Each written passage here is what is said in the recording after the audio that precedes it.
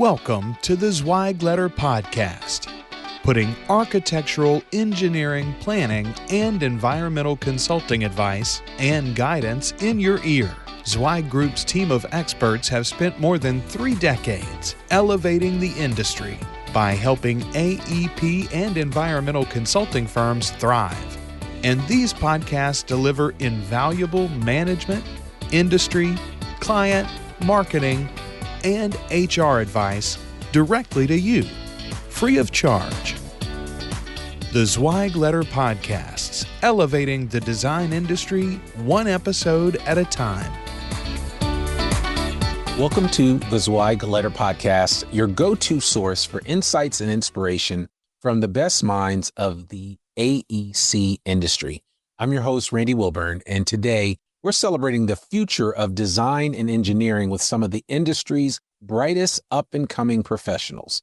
Every year, Zweig Group recognizes the next generation of AEC leaders with the Rising Stars Award, honoring those who are making a real impact in their firms and the industry at large. Today, we're sitting down with 2 recent honorees, Makris and Duncan Robertson, to hear about their journeys, the lessons they've learned, and what being a rising star truly means. Joining me in this conversation is my colleague, Luke Carruthers from Zweig Group, and together we're going to dive deep into career growth, leadership, and how firms can better support emerging talent. Whether you're an aspiring rising star yourself or a firm leader looking to elevate the next generation, this episode is for you. So let's jump in. I want to welcome Duncan and Mike to the podcast again. Luke, it's so good to have you join me on this particular episode. I really appreciate you. I want to get started and just kind of have this conversation about rising stars. And one of the things for sure that I always like to talk about is that, I think Zweig Group over the years, and I've been involved with the company since '97, has been very innovative and acknowledging and celebrating this industry. And one of the ways that they've celebrated it is through this whole Rising Stars Award and the category. It's a new one. It's not something that we've had for a long time. And honestly, it's an award that has been a long time coming, and I'm so glad that it's here. And so I think, today's conversation is going to be special just for the simple fact that we get to hear from both Mike and Duncan and learn more about their background and experience. And so why don't we start with that? Can each of you share a little bit about your background and how you got into the AEC industry? And so just through alphabetizing, Mike, I'm going to let you go first, and then Duncan, you can go next. Well, great. Thank you, Randy. And thank you, Luke. Glad to be here and glad to be part of the conversation that Zweig's been leading in. Really, I love the term elevating the industry because I think the conversations, whether it's employee development, fee billing structures, that, marketing strategies that keep our industry on the leading edge. Zweig does a great job facilitating that conversation, and privileged to be welcome to be part of that. So a little bit about me. I started in the AEC industry almost 10 years ago. Right out of college, went to Iowa State for a degree in civil engineering, go Cyclones. After, I had graduated that degree, I was a little uncertain. Where did I want to be in the industry? What did I want to do? Did I want to be one of those people that hit the eject button on engineering with their degree and went into, business or even law? So I, took a job here at BHC, a mid-sized civil engineering firm in Kansas City, knowing that Kansas City has a lot of great companies in the AEC space. And I knew if BHC didn't work out, I was in a good metro that would provide plenty of opportunity. So excited, really enjoyed the company and the atmosphere and how they interviewed and welcomed me. So took a job here. I'm actually originally from the Chicagoland area, but graduating school from Iowa State, I knew I wanted to go north or south on 35. With some snow that happened this past weekend up north, I'm happy I went south. So got kind of embraced in the industry, kind of struggled to find exactly what I wanted. I want to be the technical guy, a transportation designer. Even a year into my work here at BHC in the AEC industry, I kind of had a career crisis, and I might be a little nerdy because I solved that by signing up to take the LSAT, thinking maybe I want to be a lawyer. So took that out of the blue one day, decided not to go to law school, didn't score. I gave myself, if I was in the 80th percentile or higher, taking it out of the blue, I'd go to law school, but didn't quite hit that goal. So stayed in the AEC industry, but found the land development space. Really, design is very powerful. It's very technical. How do you manage stormwater, traffic, all those different elements of engineering we deal with in school. But then you also kind of get negotiated solutions, whether you're taking a project to the community, hearing their feedback. There's sometimes that not in my backyard NIMBYism you have to get through and work with different stakeholders to bring a product and a solution to the community that they appreciate. So found my career working through there. There was even a little bit of the legal component, sifting through zoning code to find different challenges. So really kind of dug in and enjoyed that work. And a couple years through there, had opportunities to work with a variety of different clients and expand my skill set in that space, work with different markets. To this day, I'm heavily involved in our civic and healthcare type projects with a handful of really good partners here locally and nationally. Did that for several years, started gaining that relationship, becoming the face of BHC with a handful of projects and clients. And that's what kind of really pushed my career to get started. Started receiving the raises and the promotions that come, and kind of found myself in that classic tough point that most 7 to 12 year engineers do, professionals do. You're kind of embattled in the day-to-day. Wrote about that in my Zweig letter article, but kind of have worked through that and was really fortunate to have some great leadership here at BHC that supported me as I was getting my feet under me as a new manager, as a new project leader, and really helped set me up to have a good first decade in this industry. Man, I love that. That is a great story. And I really appreciate you kind of sharing, the background, because I've talked to a lot of design professionals, young design professionals that have either one way or the other kind of thought about the whole concept of maybe going to law school or maybe finding another career. And, one of the challenges that this industry faces is that we don't have enough design professionals matriculating through university, right? Yep. And so it's like, I think people need to hear that there are options out there. But, the other thing too, Mike, is that specifically about this industry, there's a lot that you don't know when you graduate from school that doesn't become readily available until you've had a few years under your belt. Am I right about that? Oh, 100%. One of the, things we kind of talk about, when we're interviewing interns, everyone kind of tells us, I want to be a project manager.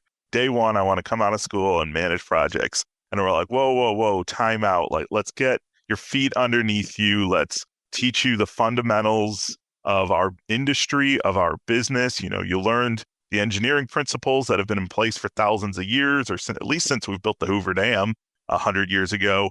But let's get your base and your feet on the ground in the industry and figure out where in this very wide industry you enjoy, kind of where your passions lie, because there's a lot of different breadth to this industry. And it takes, 5 years to start figuring out, these are the niches I kind of like. This is what I don't like. So, yeah, and those are great points. And I'm glad you're kind of elaborating on that. Duncan, we didn't forget about you, man. Why don't you just quickly identify yourself and just tell us a little bit of your superhero origin story into the design industry space. Yeah, well, thank you, Randy and Luke and Mike. Great to reconnect with you as well. Yep. Yeah, I found the industry probably in a less common path than most do. I'm not a technical person, don't have a technical background, and I've been in the industry coming up on 6 years, and also, like Mike, started right out of college. So I went to the Boise State University, go Broncos, here in Idaho, and originally from the state of Washington, and really just knew that Boise was somewhere that I wanted to spend more time after college. And so I just started looking for opportunities out there. I studied communication with a business emphasis. And so I think I knew I was always headed towards the marketing or public relations route in some way, shape, or form, but I didn't really know exactly. I mean, anybody out there that knows communication knows that you can pretty much do any job that requires talking to somebody with that background. And so I didn't really have a straight path heading out of college, and fortunately enough, I had a relationship with the current CEO at Tamarack Grove Engineering. We're a small structural firm in Idaho working all over the country. And we had the chance to just sit down. I was in my final semester at Boise State and really just wanted to talk to him less about a job, but more to just see what is the business community like here in Boise. I think Mike mentioned it, but similarly to Kansas City, Boise has a great booming construction industry, but also just a really good place to make local connections. And so I knew that the more I could get out there and learn about the landscape of what business was like a few years ago in Boise, the better at least perspective I would have. And long story short, I jumped in with Tamarack Grove, really just spearheading their marketing and their online marketing efforts, their social media, their website, their advertising. And ultimately it ended up being a great fit. I knew nothing about structural engineering. I actually didn't know that there was marketing for structural engineering or really for engineering as a whole. And so I came in with a lot to learn, but a lot of ambition at the same time. It was something that was exciting to me because I've always really appreciated the built environment. I've always had jobs in the past, through growing up and through college that really allowed me to work with my hands. And so I could appreciate that labor aspect, but I just really never knew what there was to the technical side. And so spent about the first year and a half, really just increasing online brand awareness and trying to figure out what this brand was that I was being paid to promote. But then also, I think at the same time, getting buy-in for myself so that I knew that I was talking about something I believed in rather than just talking about, the name of the company on my paycheck. And so I would say that came very quickly. We have both personal values and company values are very much in alignment. I truly do believe in the mission of Tamarack Grove. And so that's helped me over the years since I kind of transitioned out of that sole marketing position. I learned what the term business development was. And when I learned that you could make money by going and connecting with people and building authentic relationships in the industry, I was like, man, if somebody would have told me that I could study that in college, I would have done that. And so I truly love business development for the fact that we get to make those authentic connections with people. And so now I currently get to see all of our BD and our marketing efforts at Tamarack Grove and have really had that support to just be able to grow within the position, but also in the industry as well. That was the other thing that I found when I jumped into the AEC industry was there's probably 10,000 people, maybe more, that are doing exactly what I'm doing across the country for our industry. It's specific to the greater construction industry. And I think that was also a new world to me. So being introduced to groups like the Zweig Group and to SMPS for just the commonality of marketing out there that I just had no idea about has really helped me feel like I have a home as somebody who's, again, not a technical professional, but somebody who truly does love this industry. And I definitely think even though I could go apply, these kind of tools in the tool belt anywhere, I think I really have found a home in the AEC industry. Man, well, we are certainly glad to have you. And Luke, did you want to say something about that? No, I was going to say I can appreciate that your path into the AEC industry. Just as Mike was saying, there's a million different niches for technical roles. There's the same thing on the non-technical side. And my background is in English and writing, so nowhere anywhere near the technical side of the AEC industry. But I shared that passion for the built environment and working with my hands. And so I appreciate that path into the AEC industry. And before I joined, I would have never known, like, this touches every single part of society. It requires every single type of person to get the work done.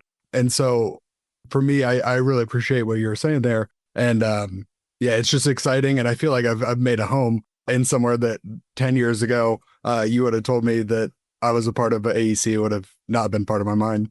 Well, and I think, to your point, it's interesting. I've seen the evolution over the years. I got a few years on you guys and some gray hairs, but the bottom line is that when I got in this industry in 97, it was a much different ball game for design professionals coming out of school. It was kind of like, here, you fill in this gap right here. This is what you do. And, only speak when spoken to. And honestly, Duncan, for your edification, in the 90s, marketing professionals, it was just an apparatus within a design firm, right? I mean, it was, if you weren't billable, you didn't have a voice.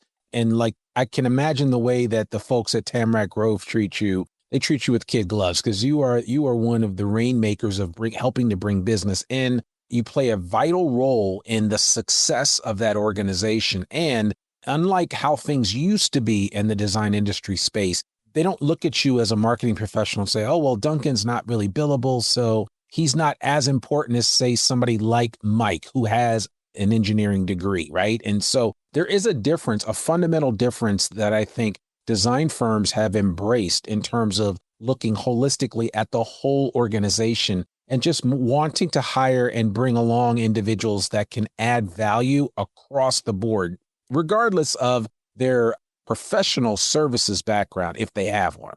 That makes sense.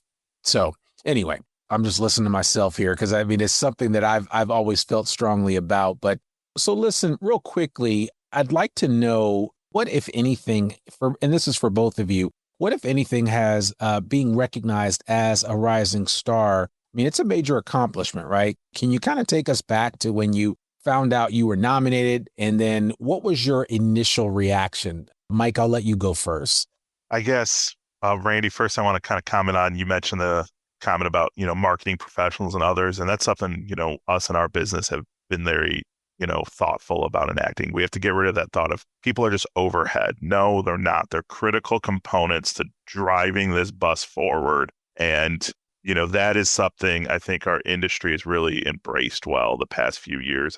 I was in the business 20 years ago, but even in the last 10 years, I've seen us be very methodical, and the way our brand has improved has been incredible. So kudos and big round of applause to all the non-technical professionals that make this industry run, because if you left it to a bunch of engineers or even architects, we'd probably make too many problems. We're known to identify problems that don't necessarily need to be identified just because we think they should. So, and before you move forward, I will say, because of, and what it is simply you're describing the value of a diversity of thought and experiences and backgrounds.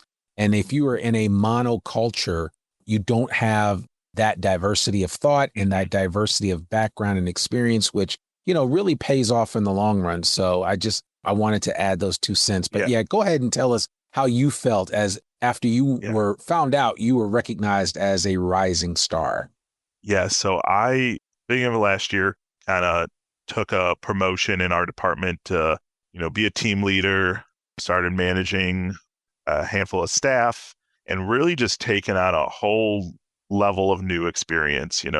It's not just technical problems. You're dealing with people. People have a lot more variability than a project.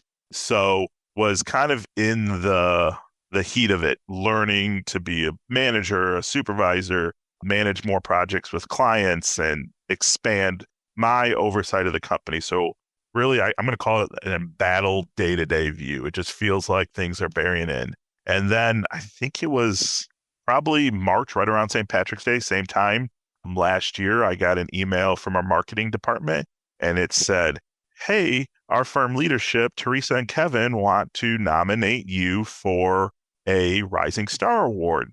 We need some information from you, X, Y, and Z. And I was like, oh, great. Well, thanks, Teresa and Kevin. That's kind of a pat on the back. Just appreciate the work you're doing. We want to nominate you. So filled out, gave marketing the stuff they need. Thank God for marketing. They fill out these forms, because engineers, we would do when due and probably get in a haphazardly created document. So again, plug to those non-technical professionals that make this business run.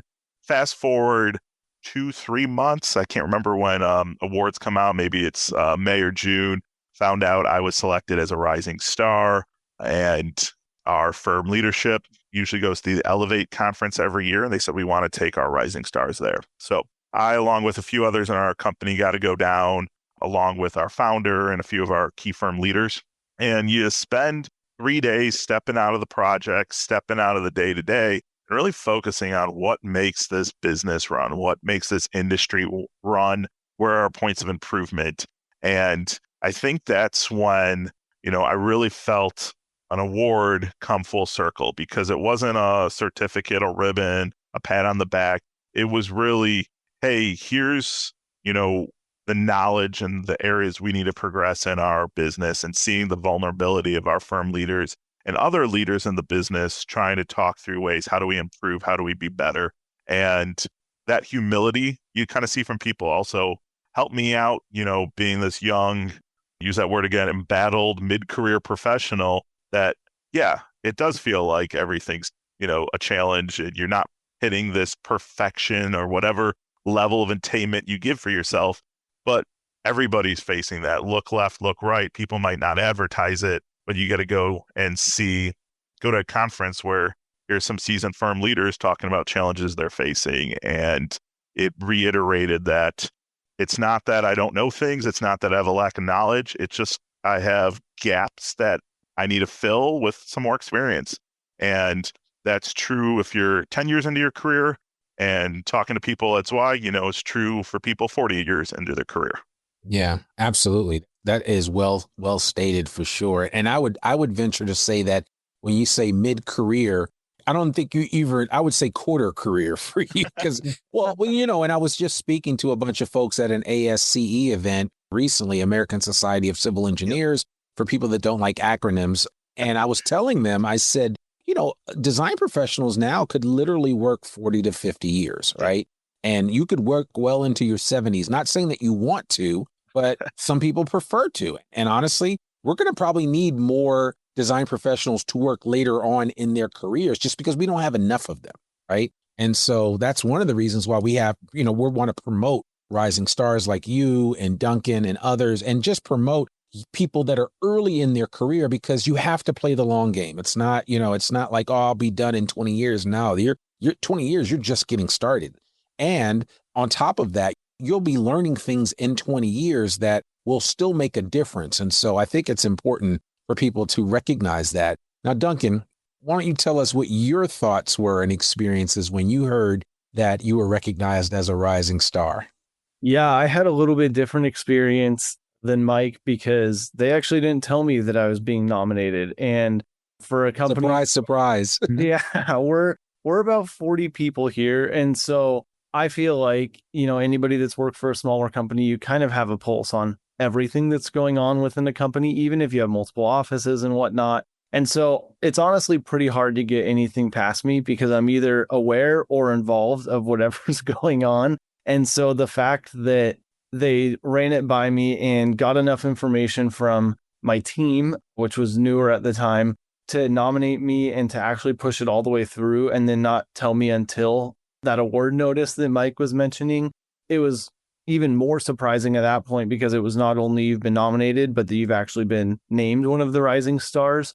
And then really, honestly, to see the people and the acronyms after people's names, by way of license or credential that I was in company with, there's 20 or 25 of us that were named in 2024. And to see people like Mike who have their PE and all of these people who are in the architecture and engineering side where they're actually, like you said, Randy, they are billable. They're actually contributing to the bottom line in a direct way.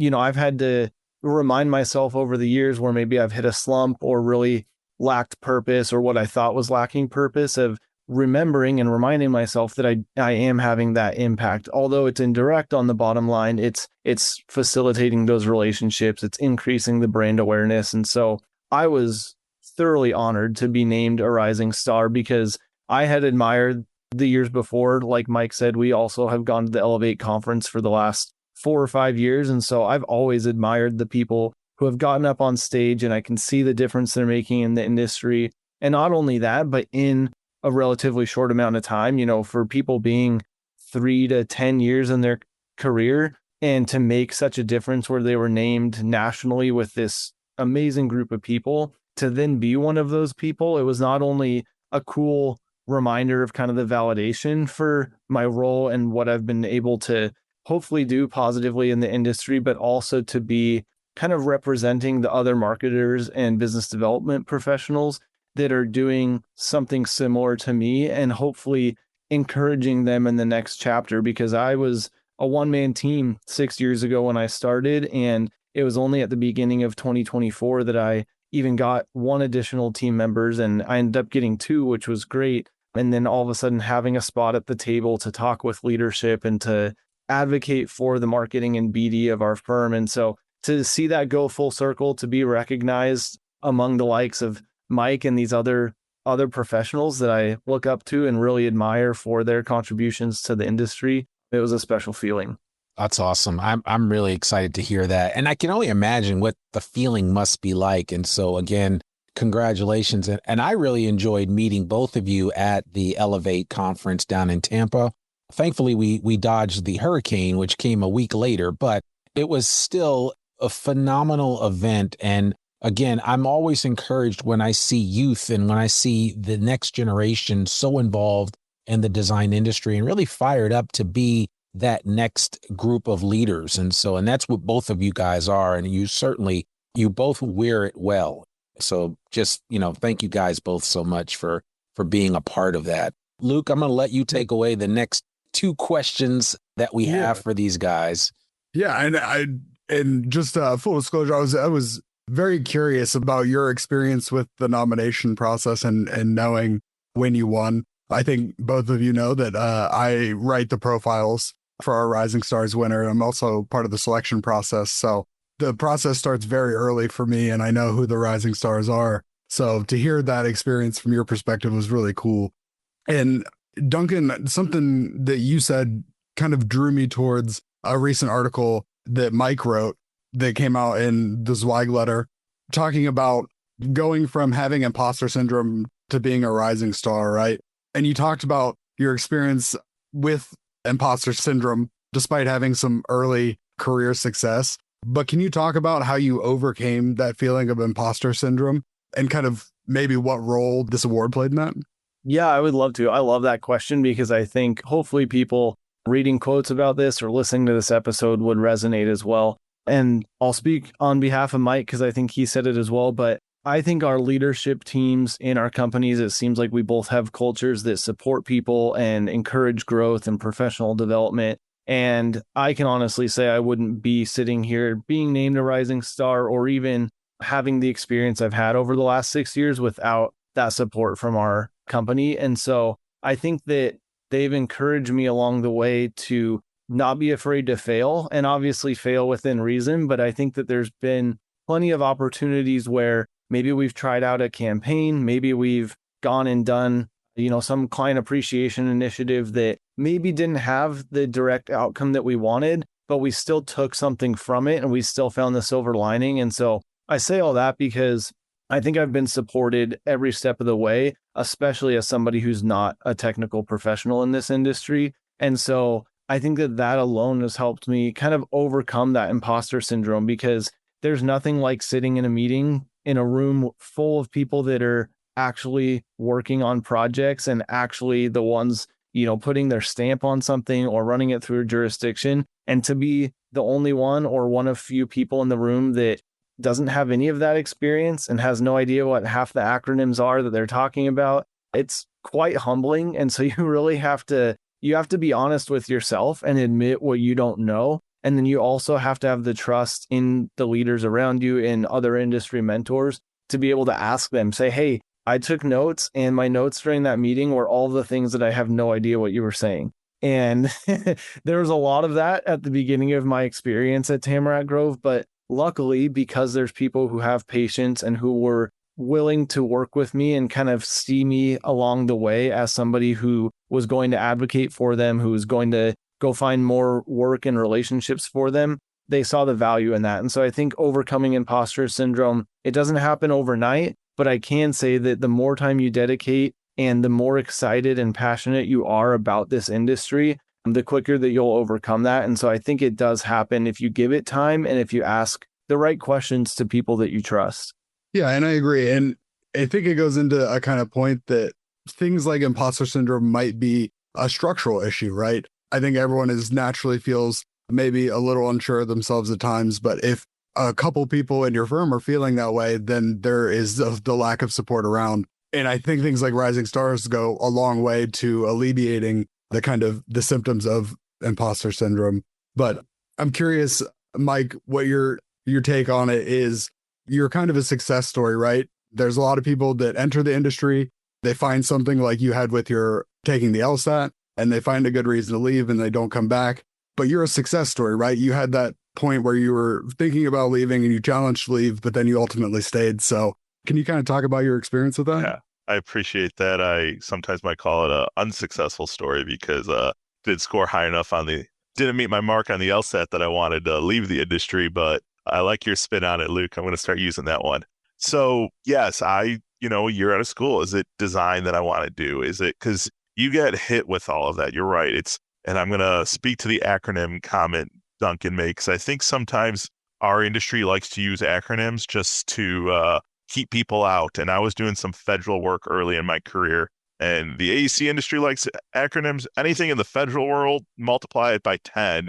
And I would sit at these tables and I'd write down all these acronyms, and I was scared to ask. I'd go back to my desk, I'd be Googling things, trying to figure out all what these are. And it took a couple years to say, all right, I've been doing this for a year. I don't know this one yet. Can you just tell me? Time out. What's this acronym mean? What are we talking about? So, it's crazy that even like a small thing like using an acronym can deter people from really welcoming them into our industry. So Duncan similarly experienced that. So glad you brought it up. So when did I really start to switch and decide I was happy here in the industry? So I started doing some of our federal work with a team here. Did that for about a year, 18 months. Wasn't 100% sure that's where I wanted to do. At the same time I was taking that LSAT, another opportunity kind of popped up in BHC. We do a lot of utility work, linear fiber optic utilities. There's small equipment shelters that are along these fiber optic routes. So it's small site design. And I was like, that'd be fun. So there's some travel involved. When you're 23 years old, traveling all the time sounds like more fun.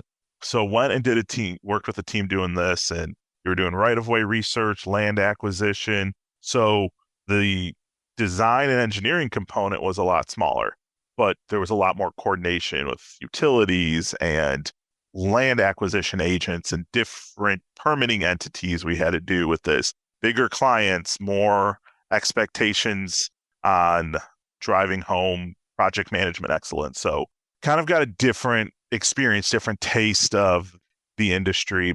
And then it was kind of funny. I came back and found myself working with our land development team back to where I started, not so much on the federal side, more on the local private land development. And that's when I really started to find my niche. And I think it was because I had some leaders in this business that were open to me being a young professional, trying out different things. It's like, hey, you've got to be to a certain level billable because we got to pay your salary, but we're also willing to let you try some different things, whether that's, working with a different project team or trying to learn new software. So, pushing innovation, whether for the company or for yourself in your own career. Our leadership is super supportive of that. And that helped me find my right niche. And I like to think it's been good for them too, but it's definitely been great for me and where my career's landed. And I'm hoping now, my job is to kind of pass that same experience on to the, newer graduate engineers I work with and let them find their niche. And I'm stepping into some really good shoes of how people did that. So big shoes to fill from the leadership that got me to where I am. Yeah. And I love that you mentioned that freedom from your leadership to try new things and develop and evolve. I'll brag on you a little bit. One of a small handful of rising stars that is also published in the magazine, in Civil and Structural Engineer magazine. So you have a lot of talents, and it seems like you've been given that space to evolve, which seems very important to that process of development. And I know, and I'm really glad that we all shared the same barrier of acronyms. I thought I was the only one. I have a little book that I was flipping through trying to find all the acronyms, and then every company has a specific one. But I feel like my job in the marketing space a lot has been to, like you said, take those acronyms, make them a lot less scary, and introduce new people into the industry. And for me, that's a huge marketing and business development goal for the industry. And when we were talking about earlier, it says, Duncan, your team expanded, and to brag on you as well, you help lead one of the most prestigious awards recipients for Zweig Group Awards. Tamarack Grove has won 1,000,000 times for a lot of things, most notably the Trifecta Award winner 2022 and 2023. You helped lead that campaign. How has your role evolved since those first days, right? When you just had a concept that you were trying to develop online? Yeah. Well, thanks for the brag. And I always try to point it back to our team because I always say without the engineers, I don't have a job. Without them working on cool projects, I have nothing to promote and nothing to talk about. And so I'm trying to give them the credit, especially on the best firm. I'm one of 40 and there's a lot more of them than there are of me. So, you talk about the trifecta and really all 3 awards that go into that, the best firm, the hot firm, and at least one marketing award. Nothing is possible without the whole team coming together and being part of that. Best firm with the results, from the survey, hot firm just based off the growth of the work that they're doing. And then hopefully on the marketing side, I can promote something that other people care about as well. But yeah, my role has really developed in a way that I didn't see possible, and especially not in this amount of time. But I went from really being a coordinator of just social media, building a brand guideline, like all the things that would kind of seem standard, but we were still so new to the marketing side of our company that I really had to do a lot of that groundwork to get us to a good point to then kind of launch off of. And so after doing that for a couple years and really seeing the need for more business development versus the organic growth that our firm had found its success on for the better part of 15 years of our firm's history, we really need to take more of an offensive approach. Go out there, go meet new people, go build relationships,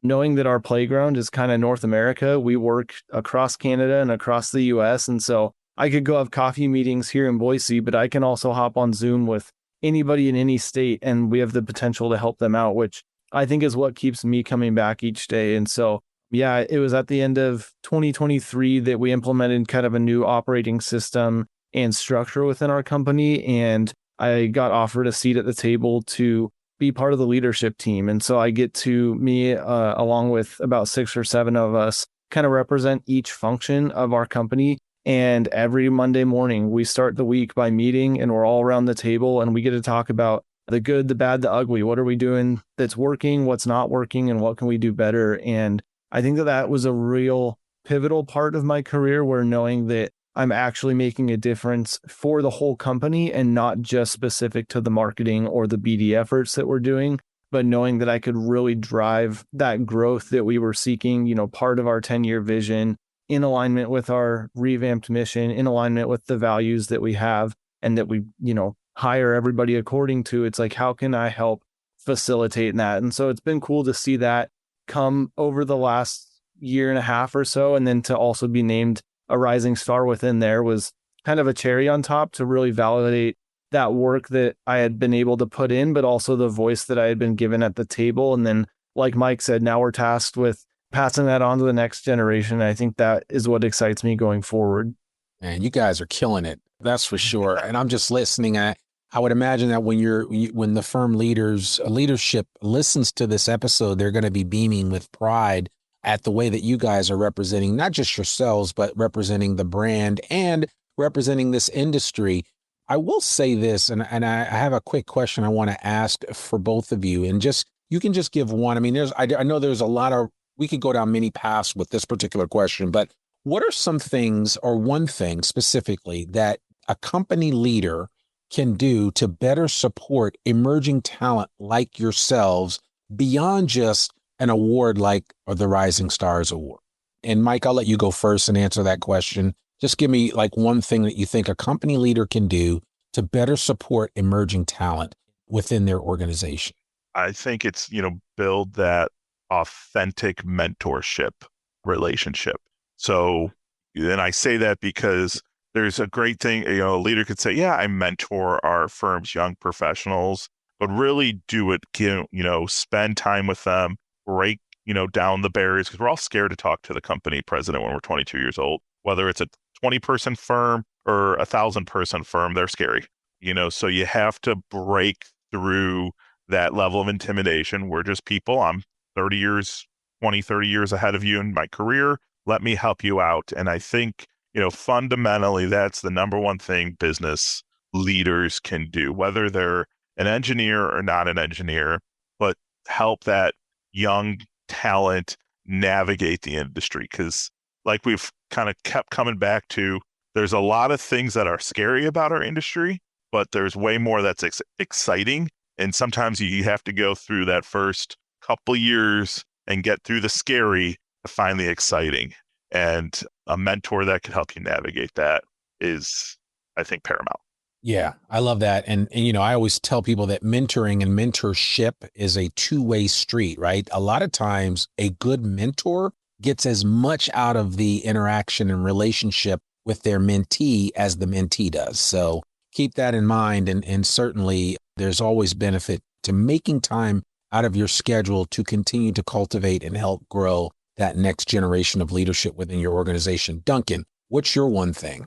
Yeah, well, Mike couldn't have said that better. And so I'll just add on kind of the second component that he was alluding to is I think once you have that mentor, and a mentor who truly is invested, that you have trust with, and that is accessible, I think that helped me in the early days too, is just having somebody who is accessible. For me, that was Brian and Doug, our two company owners, knowing that I could always ask them questions. And so then I think the second part of that is just what's the path forward? What's the professional development path for me? Like, what does my future hold here? Because I think once I saw that and I saw, okay, I'm not just going to be the social media and website guy forever, which is two things that I still love, but I knew that I could do more than just that. Once I saw that there was something beyond those functions, and once I could get it to a point where it was kind of sustainable within itself, it's like, bring it on. What's next? What else can I do to contribute to the growth of the firm?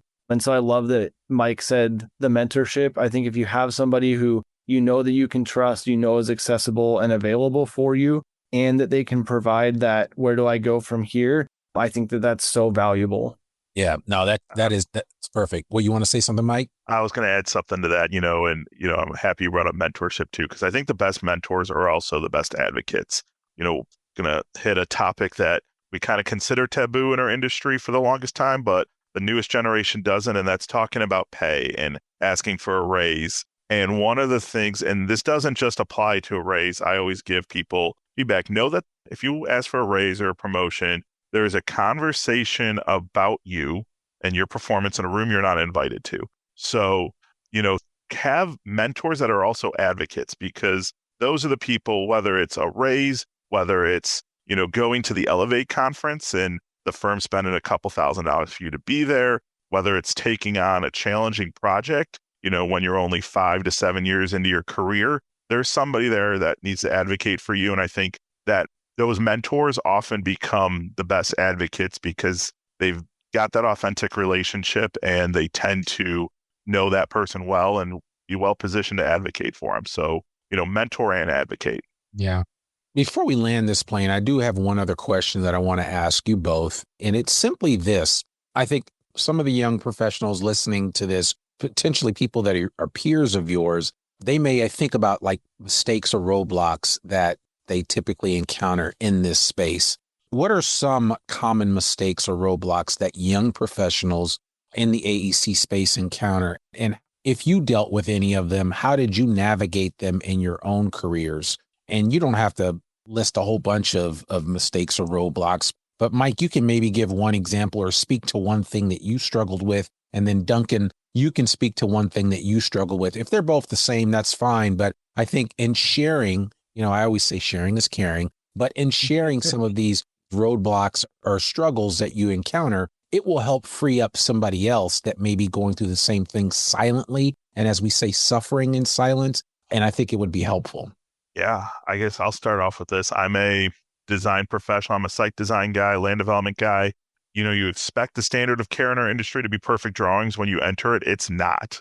Perfection is not a standard of care in our industry, and mistakes happen, and you may not realize it till you get an RFI or you get a call from the contractor, and it's scary. It's, oh crap, does this work? What do we need to do? How do we quickly assess this situation and advise on a contractor that I've got a schedule to keep? And, our industry has liability. So, there's always that potential and that cloud of a liability issue hanging over you. The number one thing I tell people is mistakes are not fatal, but don't keep them to yourself. When you're a professional engineer, if you make a mistake, you have an obligation to raise your hand and say, this happened. Let's talk about it. So bring that to your firm leader. I remember one day I had a conversation with our company president, like, Kevin, how do you do it? If there's a liability issue we run into, it comes to you. And there's always, you can't get away from that. And he's like, you know what? That's not the number one thing I worry about. It's about people like you leaving. And I was like, really? And he's like, yes, I believe in what we do. I'm going to defend our work.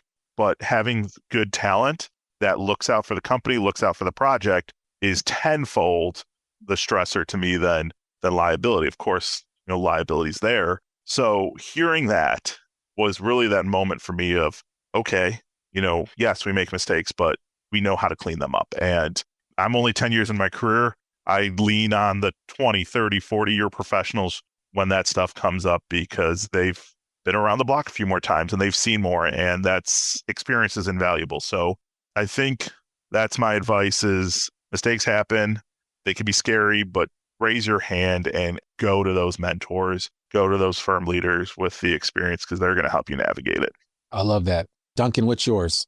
Yeah, I would say for me, speaking more to the administrative side of all of these firms, whether you're in finance, HR, BD, marketing, it would be seeing the whole picture. I didn't know what I didn't know, especially at the beginning. Not only had I never worked in the industry, but I didn't really know how a company runs as a whole. And so I think I operated kind of in a silo for the first little while before I really understood how the finances play into what we're doing as a company and how marketing is a big part of human resources and recruiting and retention. And so really that encouragement to look at the whole picture for every decision you make. If it's a marketing campaign, if it's something that you're doing to show appreciation to your clients, or even if it is conference involvement, whatever you're doing as an initiative or as a task within the firm, how does it impact the bigger picture? Or how can we get other people involved too? Because I think knowledge is power.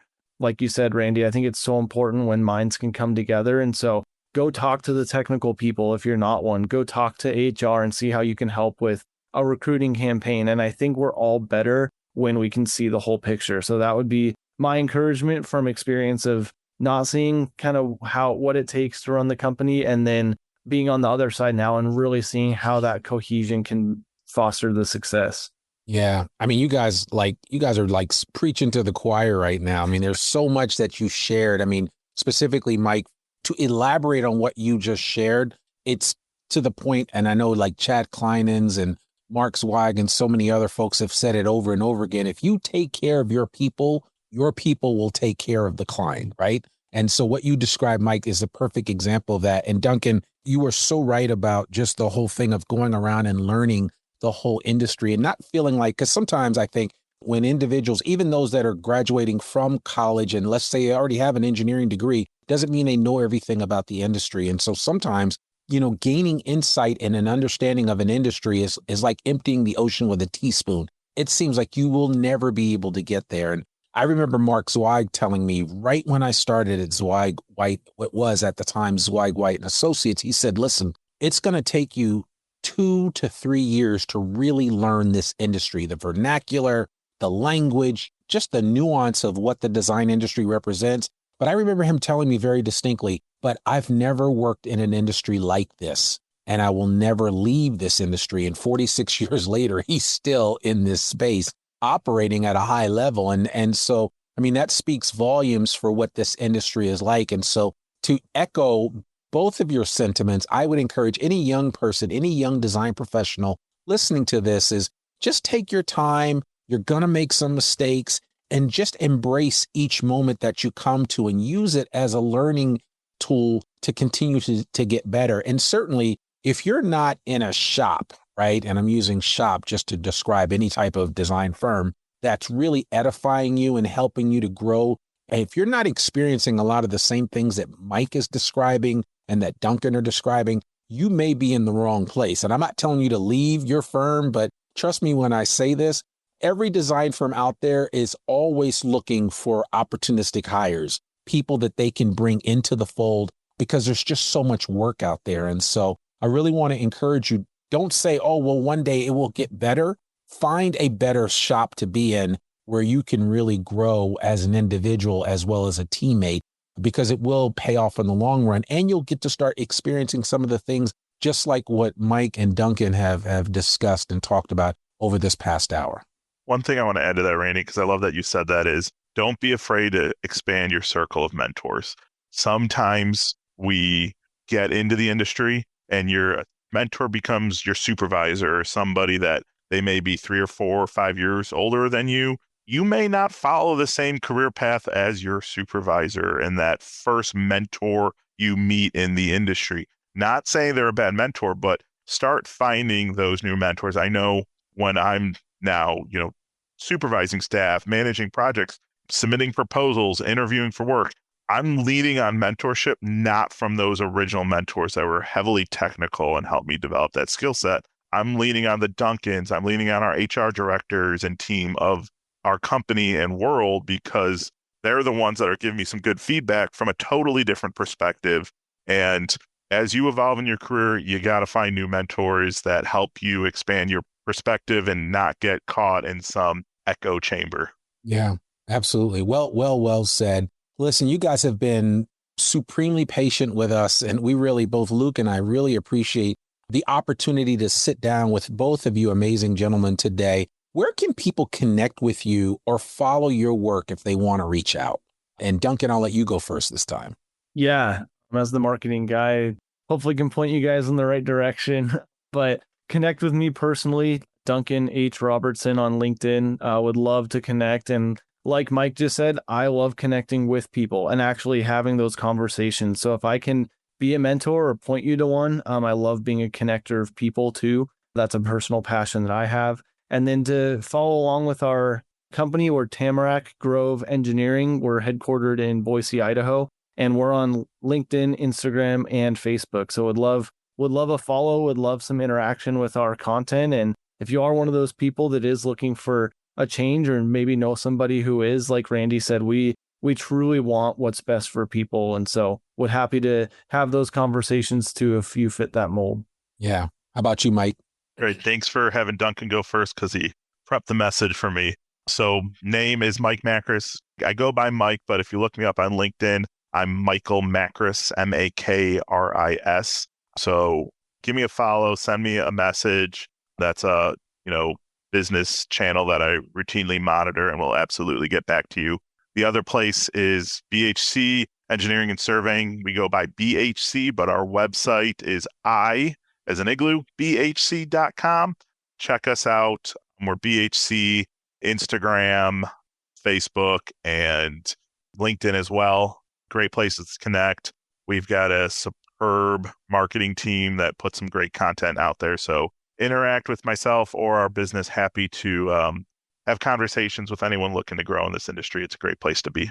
Yeah, I love that, man.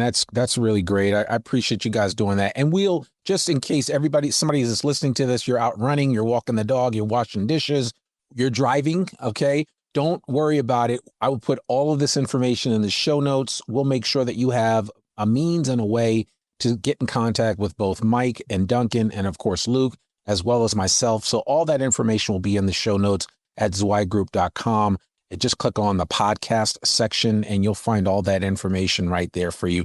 Listen, Mike Makris, Duncan Robertson, I want to thank you guys both so very much for joining Luke and I today on the Zweig Letter podcast. We appreciate you guys so much.